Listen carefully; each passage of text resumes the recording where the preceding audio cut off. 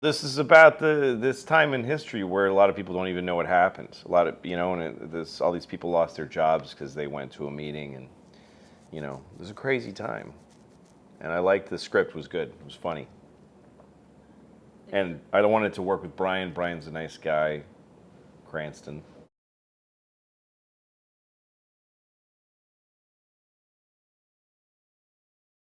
Everybody's great, and I don't know. There's some movies where you feel like you're piecing together all the scenes, and it's kind of awkward. But I always forget that the cameras are there. That's very normal feeling, like we're really living these little scenes.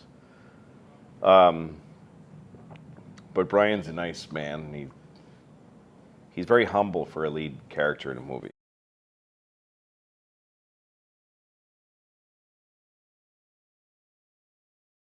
They're just writers who wanted to work, which is it's a hard job just because you don't know if you're going to work again ever. And World War II had just ended, and I guess it ended in 45. And this started like in 47, so we were like 2 years out of a war that killed pretty much everybody alive. And now people are bugging each other about whether they're communists or not, and they're putting each other in jail. Like, you would have thought that after World War II, everybody would say, okay, all right, nobody bother anybody for a while. For like 10 years, nobody has to do anything.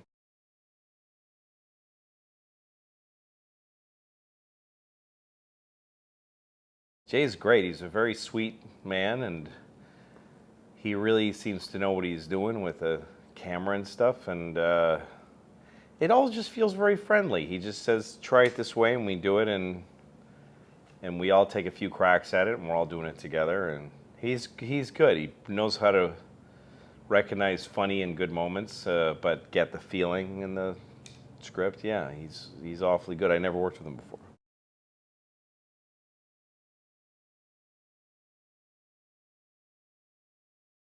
When John Goodman first came, like we're all hanging out with John Goodman, me and Stephen Root and all these other guys, and he's there, and we're all just talking about the weather and about being in town here and where's everybody staying, that kind of stuff. And then he walks away, and we all go, how amazing is John Goodman? How great is he? And then we all start listing. I mean, The Big Lebowski. I'm going all the way back to Sea of Love and all these great movies that The Babe. He's been all these amazing movies. He's just one of the greats. And then we all go, and then he comes back, and we're all quiet again and back to just. And it occurred to me, does anybody ever tell him how good he is? Like, maybe he doesn't know. And I thought I should say something to him. I should just tell him. But I'm not going to do that.